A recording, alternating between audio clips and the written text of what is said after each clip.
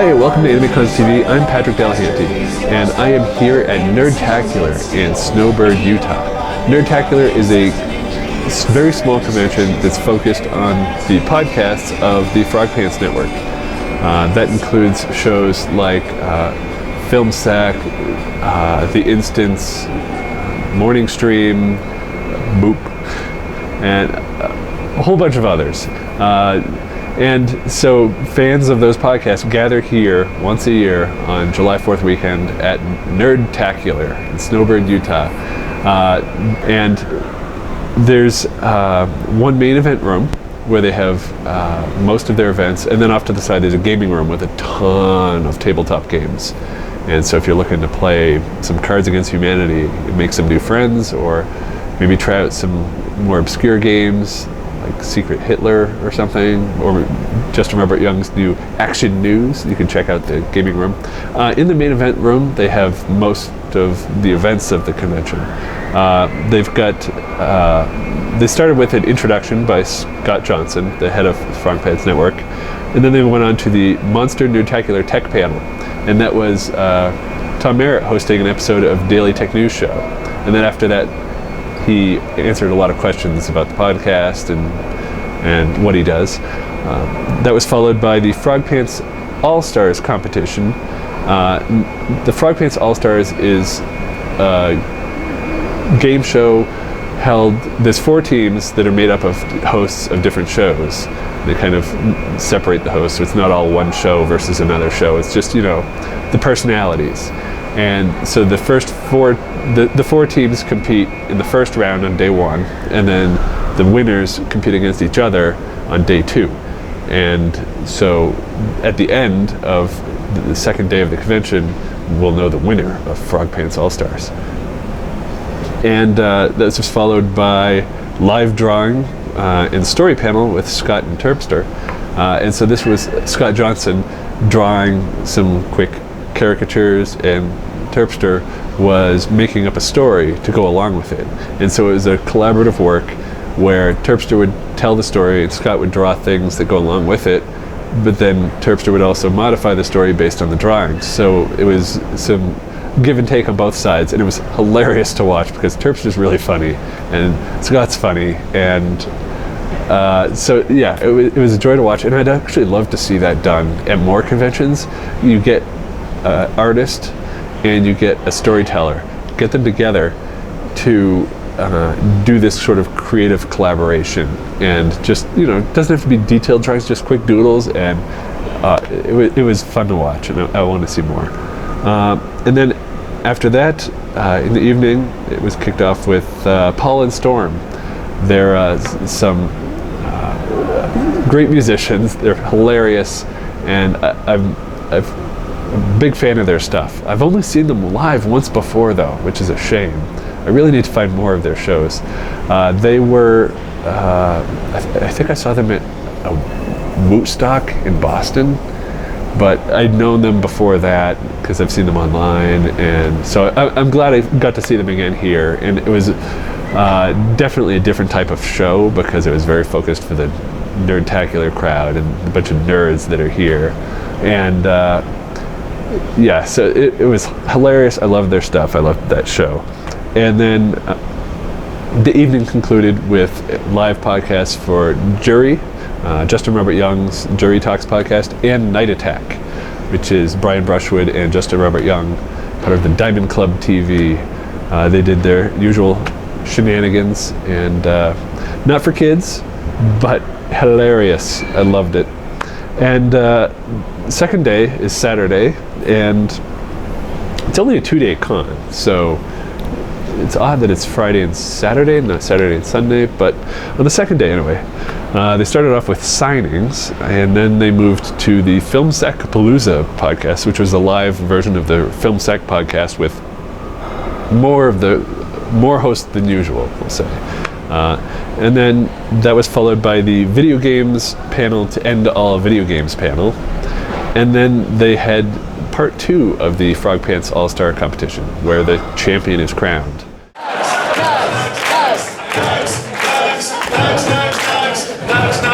All over the place.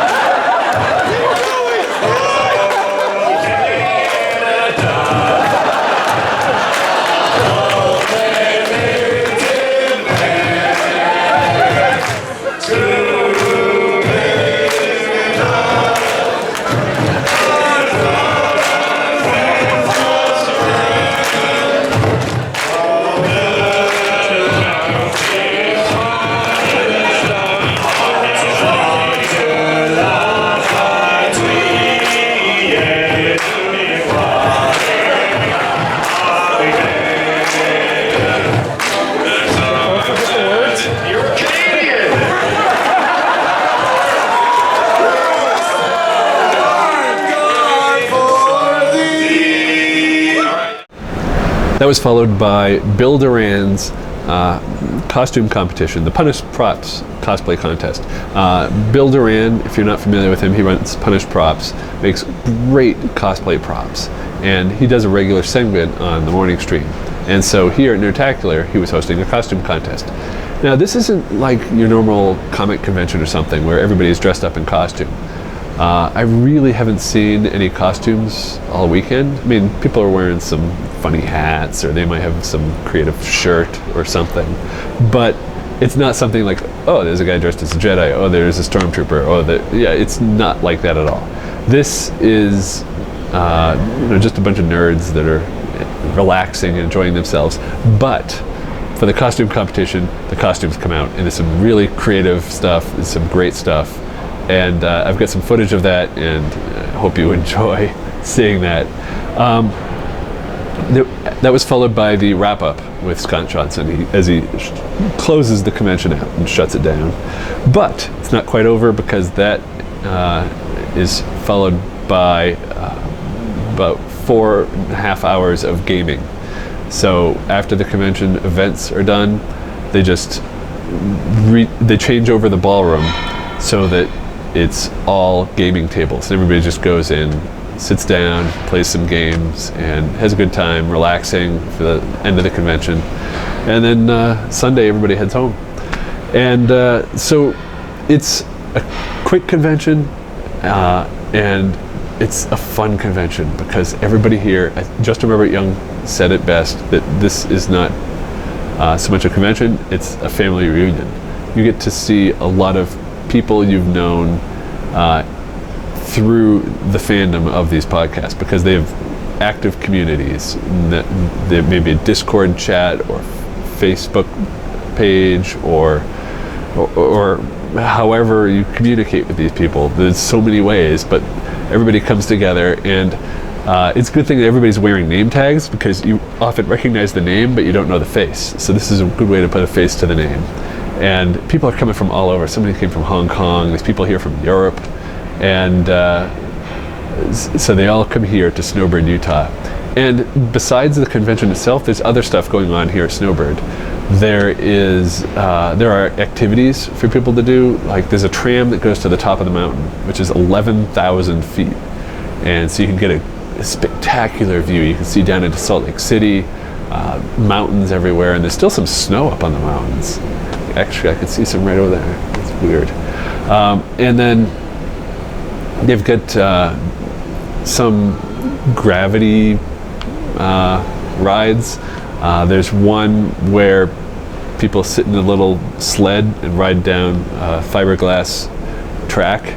There's another one where they sit in a little cart and ride down rails. And it's not really a roller coaster, it's all gravity. And but those rides are a bit expensive on their own. Like, they're pretty short. I wish they went higher up the mountain. They're pretty short, and you're paying like $14 just for something that's over in a minute.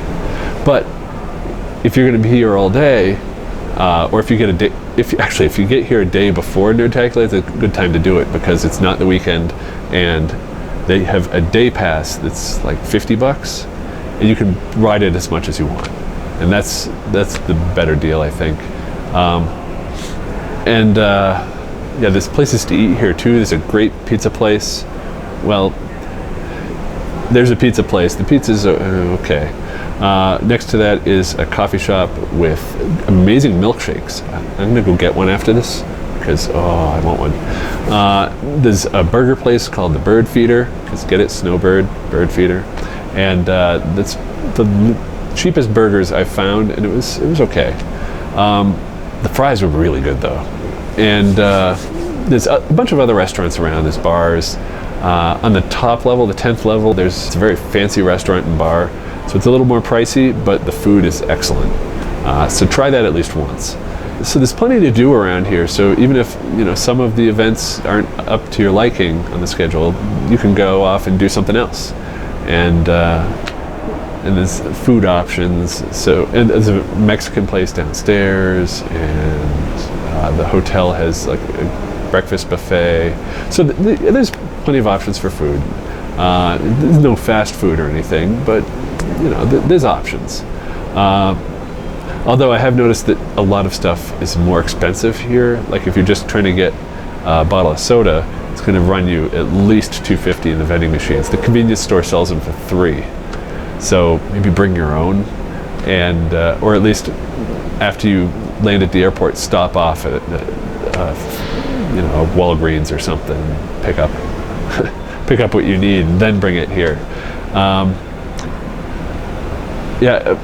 You will need stuff to drink. I got this Mountain Dew and peeled off the label, and now it's just water.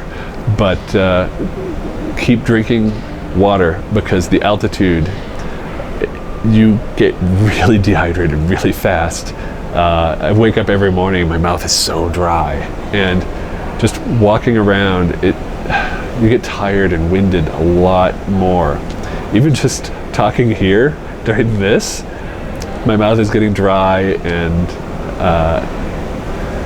I need to take a sip, because wow, this altitude, I'm at about 7,000 feet, and you really notice after you're here just a couple hours, it's like, oh, I'm having trouble breathing. And I'm used to an altitude. I've never lived at a place over 300 feet of sea level, and this is like 7,000. The top of the hill is 11,000, and so my body's not used to it. And I've only been here a few days, so I haven't adjusted. It would take like a week to fully adjust. So you don't want to do any strenuous exercise here. You want to keep hydrated, and you also want to wear sunscreen if you're outside for any long period of time, because you're higher, there's less atmosphere, so you're more likely to burn. And so just avoid any strenuous exercise. I mean, I walk up the hill from where the pizza place is back to this hotel, and the first time I do it, man, it's tough.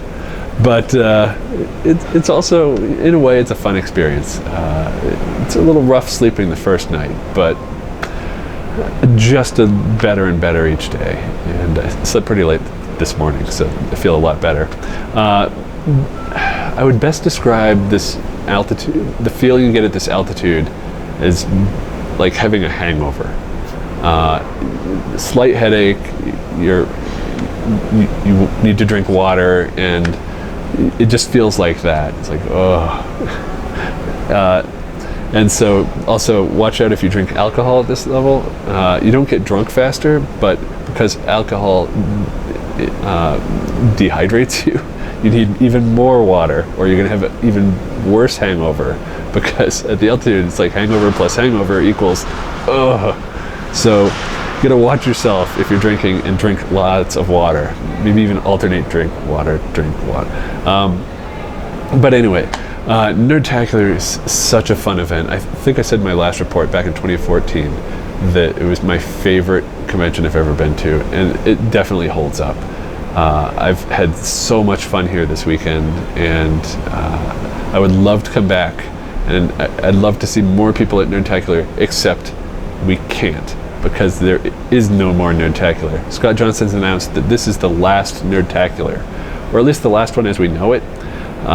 His plan, as he explained it on Friday morning, was to stop having people come here to Snowbird for Nerdtacular, and bring Nerdtacular to them. So maybe hold it as a subset of something like Gen Con and Dragon Con and other things around the country, which is a great idea, because then people who can't get here will hopefully have it near them, and maybe they can get it there. Although having it as a subset of another convention, I don't know if that would have the same feel, because you've got a lot of here. You see somebody with a Nerdtacular badge, you know they're one of the family, and everybody here is a Nerdtacular person. I mean, there's a few other people not associated with the convention. I think there's a wedding going on, but for the most part, everybody here is a Nerdtacular person, and you can easily make friends. But when you're at another convention, there's a lot more people, and you'll just be a subset of that. So hopefully it works out. But he did say, if it doesn't, maybe he'll bring it back here. Snowbird's not going anywhere, so he could always bring it back and have another one here at Snowbird. And so I had a great time here at Nerdtacular. Played some games, saw some great panels and laughed so much at hilarious content. I had a great time. If you were at Nerdtacular, I mean, there's only a few hundred people here, but if you were here, I would love to hear from you. You can leave us a voicemail at 762-ADEQUATE. That's 762-233-7828. Numbers down here at the bottom of the screen. And you can also send us a email at podcast@animecons.tv. And if this is your first time watching AnimeCons TV, because maybe you find it because you want to hear what I had to say about Nerdtacular, we do AnimeCons TV every Monday, and there's a new episode every Monday at noon Pacific, 3 p.m. Eastern. And we cover more than just anime conventions. That's what we started as. But we've covered sci-fi conventions, comic conventions, and anime conventions, and a lot of other topics related to conventions. Next week, for example, Elizabeth is doing a cosplay help episode. And so hopefully you'll stick around and enjoy that and learn something. One last thing, just a quick addendum to my con report. This happened on Saturday night. Saturday was the last day of the con, and so everybody's saying goodbye because everything wrapped up around midnight. And so around 1 o'clock, I was headed up to my room. I got on the elevator at the bottom level with a guy who looked like he was on hotel security. He had the radio and everything. And so we go up, and I was on the 5th floor. He got off on the 4th floor, and I thought, okay, he's going to break up a party, because I had been on the Discord and everybody's talking about a party in 423. And so he gets off, and I go up to my room, and I'm looking at the Discord before going to bed. And sure enough, he went to that room. And you probably know where this is headed. You're wrong. This guy, yes, he broke up the party, but he invited them to keep partying in the staff lounge. The hotel staff was amazing. Not only were they very helpful and so happy to see everybody, they went and gave people a place to party instead of just, oh, everybody go to bed. I've been to like over 160 conventions, and many of them have been in a hotel, and not once have I ever heard of it. Even at other conventions people have told me about, never, ever have I heard of a hotel that has found people partying and invited them to their staff lounge to continue partying.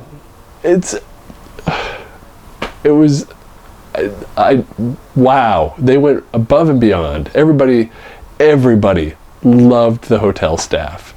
And props to you, Snowbird, and it was amazing, and it was perfect end to a perfect convention. I really hope there's another Nerdtacular there someday, because it was such a good convention. Well, just had to add that on because it's an amazing story. And so please subscribe, check us out. You can find us on YouTube, and you can also find us anywhere podcasts are, whether it's iTunes or any podcast app.